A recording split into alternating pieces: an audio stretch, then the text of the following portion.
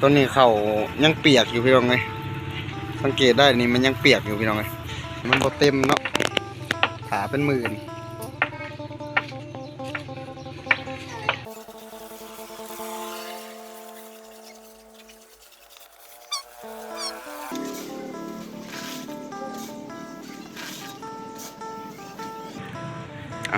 กราบสบายดีสวัสดีพี่น้องฝั่งไทยแล้วก็สบายดีพี่น้องฝั่งลาวเนาะมื่อนี้บ่าวลอยคำจะพามาเบิ่งเข้าหน้าแซงเนาะหลังจากได้เก็บกู้มาแล้วก็ต้องได้ตากพี่น้องไงเพราะว่ามันบ่แห้งเนาะพ้นทำในเมื่อนั้นเนาะนี่บ่าวลอยคำจะถ่ายให้เบิ่งเนาะพี่น้องเด้อการตากเขาเนาะพี่น้องเอ้ยภาพตอนนั้นนี่ก็จะเป็นตากเขาเนาะปลูกคลิปวิดีโอนี่ก็จะเป็นคลิปวิดีโอที่เฮาตากเขาหน้าแซงพี่น้องไงหลังจากเก็บกู้มาแล้วก็ต้องได้ตากแต่ว่าตากขึ้นไปได้ส่วนหนึ่งแล้วแหละเขาเนี่ยแต่ว่าต้นนี้ก็ตากส่วนที่เหลือเนาะต้นที่มันบ่แห้งพี่น้องเลยเดี๋ยวจะถ่ายเบิ่งแบบชัดๆเป็นมิดเขาเลยพี่น้องเลยจะประมาณนี้แล้วเนาะมิดเขาหน้าแซงเนาะ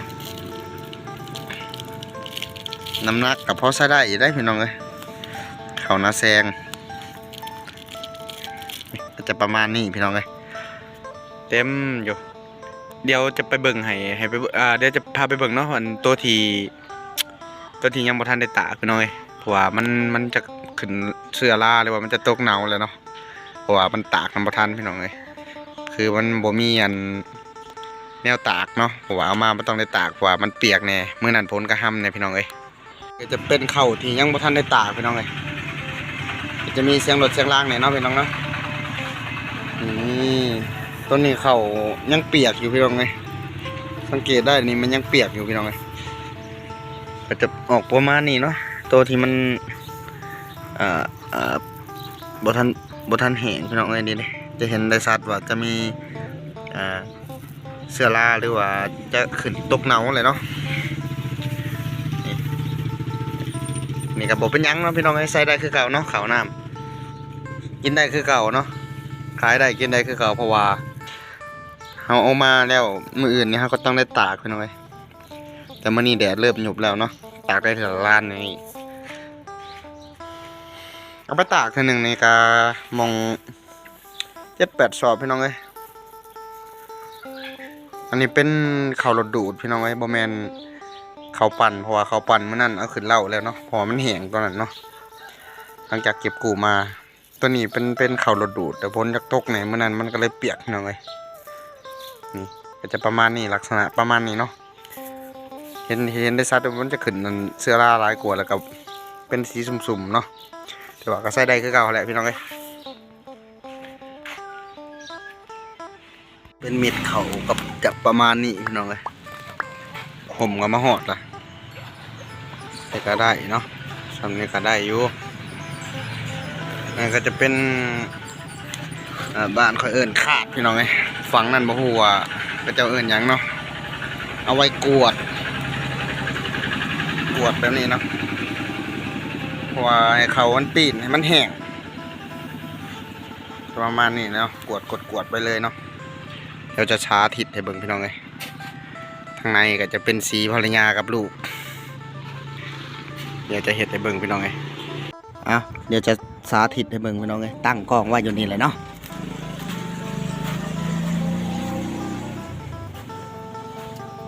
อันนี้ก็จะเป็นขาดพี่น้องเลยไว้กวด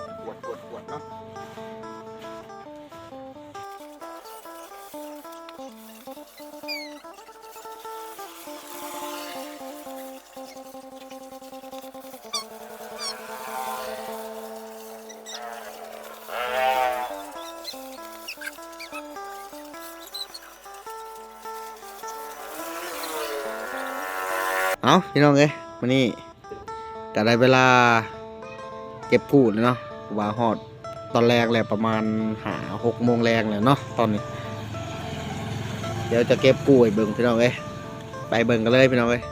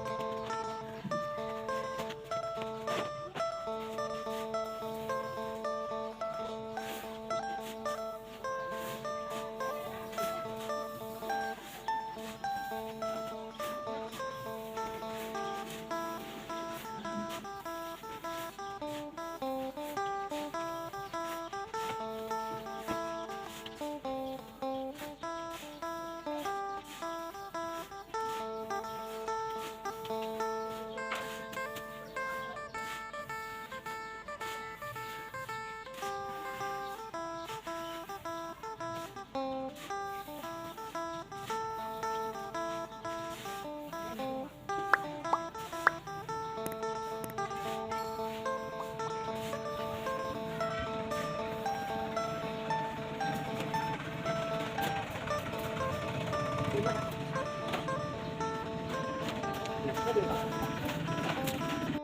ี่น้องเลย แจ๊บปะ ใส่เพียงเท่านี้เนาะเข้าที่ตากมาก่อน ก็จะประมาณนี้ หลังจากที่ตักส่วนแล้วก็จะนำไปเขาเหล่าเนาะอันนั้นเป็นเหล่าพี่น้องไอ้บอลเก็บเขาถือว่าจบสิ้นภารกิจเขาหน้าแซงสำหรับการตากก็เป็นงัวเป็นควายเนาะ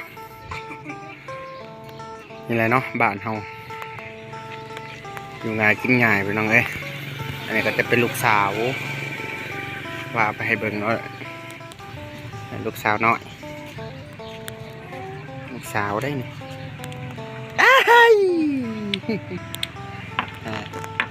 มึงอยากได้รถได้อยากได้รถวืยอยากได้ยังลูกน